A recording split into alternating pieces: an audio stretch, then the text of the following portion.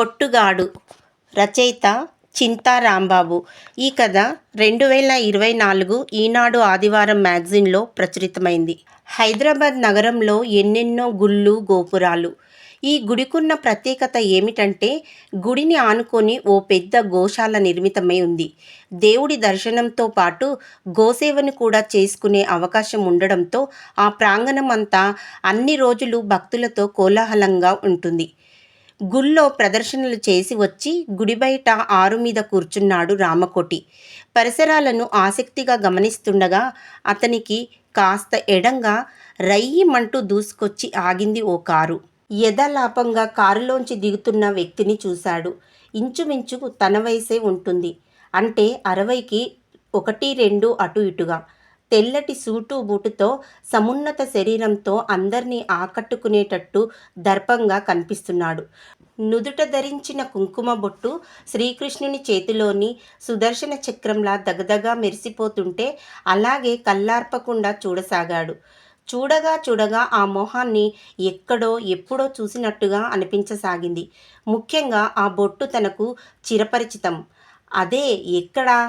అలా చూస్తుండగానే అతడు జనంలో కలిసిపోయాడు.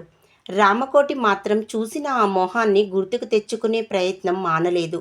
జీవితంలోని అన్ని దశలు తరిచి చూసుకుంటూ వెనక్కెళ్తున్న రామకోటి చివరకు ఆ మొహాన్ని గుర్తుకు తెచ్చుకోగలిగాడు. వెంటనే తన బాల్యంలోకి వెళ్ళిపోయాడు. అప్పుడు తనకు 13 ఏళ్ల వయస్సు ఉండవచ్చు. 8వ క్లాస్ చదువుతున్నాడు. ఆ రోజు తన క్లాసులోకి అడుగుపెట్టగానే మొహాన పెద్ద కుంకుమ బొట్టుతో బెంచ్ మీద కూర్చున్న ఓ కొత్త మొహం కనిపించింది. అతడే తర్వాత అందరి చేత శంకరనారాయణగాను, తనలాంటి అల్లరి పిల్లల చేత బొట్టుగాడుగాను పిలువబడేవాడు. ఎందుకంటే ఏనాడు మొహాన బొట్టు లేకుండా స్కూల్కి రాలేదు మరి. ఇప్పుడు చూసిన ఈ బడాబాబే ఆ బొట్టుగాడు. ఇప్పుడెలా దర్జాగా ఉన్నాడో అప్పుడూ ఇలాగే దబ్బపండు రంగులో నీటుగా బొద్దుగా ఉండేవాడు. అతడు ఆ ఊరికి కొత్తగా ట్రాన్స్ఫర్ అయి వచ్చిన తహసీల్దార్ గారి అబ్బాయని, కలవారి కుటుంబం అని తర్వాత తెలిసింది. అందుకు సాక్ష్యంగా రోజూ చెదరని క్రాఫ్ట్తో, నలగని బట్టలతో, పాలిష్ చేసిన షూతో ఆడంబరంగా క్లాసులోకి ప్రవేశించేవాడు. అతని అదృష్టానికి క్లాస్ పిల్లలంతా నోరెళ్లబెట్టి చూస్తుండేవాళ్ళు. ఆ రోజుల్లో క్లాసులో సగం మందికి కాళ్లకు చెప్పులు కానీ, ఒంటి మీద చిరగని బట్టలు కానీ ఉండేవి కావు. అప్పట్లో అందరికీ ఒకటే స్కూలు, అదే గవర్నమెంట్ స్కూలు. డబ్బుతో పాటు తండ్రి తహసీల్దార్ కావడంతో టీచర్లు శంకరనారాయణను ప్రత్యేకంగా చూసేవాళ్ళు. శంకరనారాయణ మాత్రం వాటిని తలకెక్కించుకోకుండా అందరినీ కలుపుకోవాలని, అందరితో కలిసిపోవాలని ఆరాటపడేవాడు. చిరుతిళ్ళు తీసుకొచ్చి క్లాసులో పంచుతూ ఉండేవాడు. తన ఫ్రెండ్స్ మాత్రం వాటిని తీసుకోకుండా అతన్ని దూరంగానే ఉంచేవాళ్ళు. ఈ అకారణ కోపం ఎందుకో తెలిసేది కాదు. అతను డబ్బున్నవాడు, తాము డబ్బు లేని వాళ్ళం, ఇది మాత్రం అర్థమయ్యేది. ఇంకా చదువు విషయానికొస్తే తనకి తన ఫ్రెండ్స్కి చదువు తక్కువ, అల్లరి ఎక్కువ. శంకరనారాయణ మాత్రం ప్రతి క్లాసులోనూ ఫస్టే. పైగా బుద్ధిమంతుడు, చురుకైనవాడు. సందేహాలుంటే ధైర్యంగా అడిగేవాడు. ఆ రోజుల్లో సరిగ్గా చదవకపోతే ఒకరిద్దరు టీచర్లు సమాధానం చెప్పిన విద్యార్థి చేత చెప్పని విద్యార్థికి చెంపదెబ్బలు వేయించేవాళ్ళు. ఆ చేదు అనుభవం ఓసారి తనకి ఎదురైంది. అడిగిన ప్రశ్నకి సమాధానం చెప్పలేదని శంకరనారాయణ చేత టీచరు తన చెంపను పగలగొట్టించాడు. పాపం శంకరనారాయణ మొదటిసారి కొట్టినప్పుడు అంటీ అంటనట్టుగానే కొట్టాడు. అది చూసి "ఏం గంధం రాస్తున్నావా? గట్టిగా" ఉరిమాడు టీచర్. అంతే, ఈసారి చాలా గట్టి దెబ్బే కొట్టాడు. అప్పట్లో ఆ చెవికి రాగిపోగు ఉండేది. ఆ దెబ్బకి అది చెంపకి లోతుగా గుచ్చుకొని రక్తం చిమ్మింది. తన గుండె మండింది. ఆ మచ్చ ఇప్పటికీ అలాగే ఉంది. ఎప్పుడు అద్దం చూసినా ఆ బొట్టుగాడి మొహమే గుర్తుకొస్తుంది. రామకోటి అలా గత జ్ఞాపకాల ప్రవాహంలో ఉండగానే గుడి బయటికొచ్చిన శంకరనారాయణ గోశాలలోకి ప్రవేశించి అక్కడున్న ప్రతి గోవుకి పండ్లు, గడ్డి తినిపిస్తుంటే అతని వెంట వచ్చిన వాళ్ళు వాటికి పసుపు, కుంకుమలు రాసే పనిలో పడ్డారు. ఇక్కడ దీని గురించి కూడా కొంత చెప్పాల్సి ఉంది. 10వ తరగతి చివర్లో జరిగిన సంఘటన అది. మండుటెండలు, ఒంటిపూట బళ్ళు. ఆ రోజు మిట్ట మధ్యాహ్నం ఊళ్ళో ఉన్న చెరువుగట్టు పైన కొంతమంది పిల్లలు ఆడుకుంటుంటే కొద్దో గొప్పో ఈత వచ్చిన వాళ్ళు చెరువులో దిగి ఒడ్డునే ఈత కొడుతున్నారు. వాళ్ళలో శంకరనారాయణ కూడా ఉన్నాడు.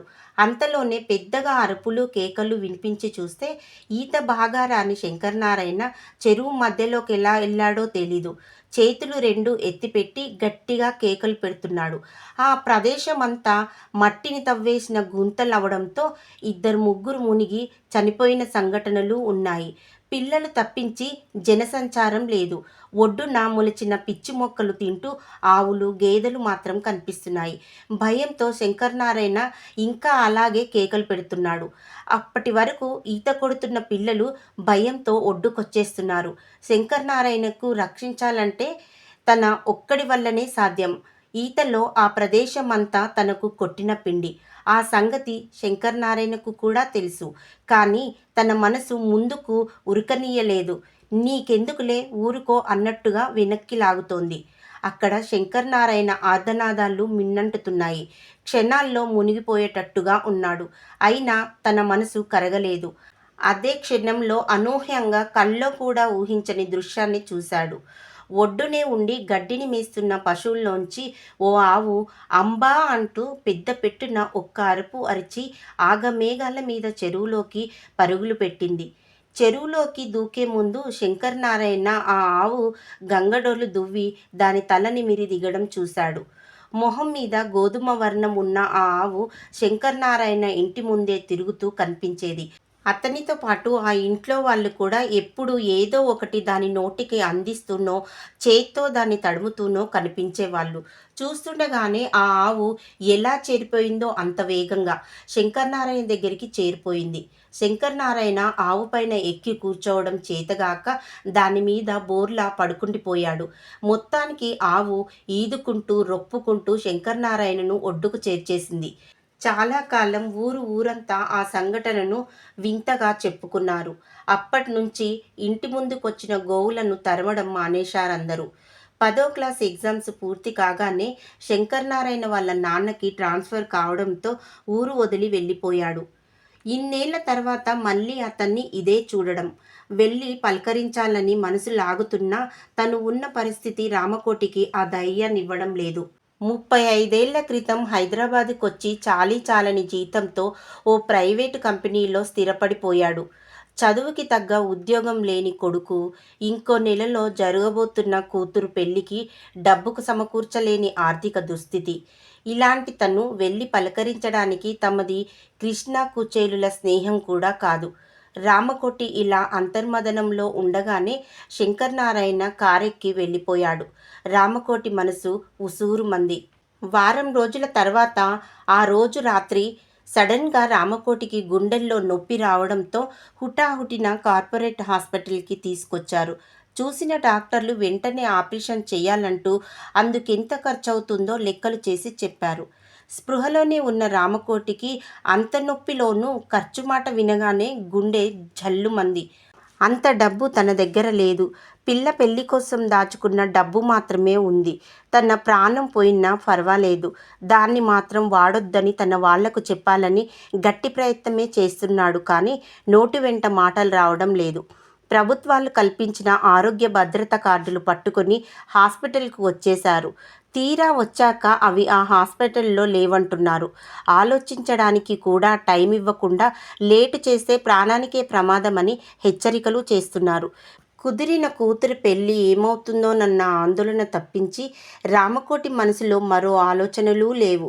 ఈ లోపల నొప్పి ఎక్కువై తల వాల్చేశాడు. ఆ తర్వాత ఏం జరిగిందో అతనికి తెలియదు. రెండో రోజు కళ్ళు తెరిచి చూసిన రామకోటికి చుట్టూ నిలబడ్డ తన వాళ్ళు కనిపించారు.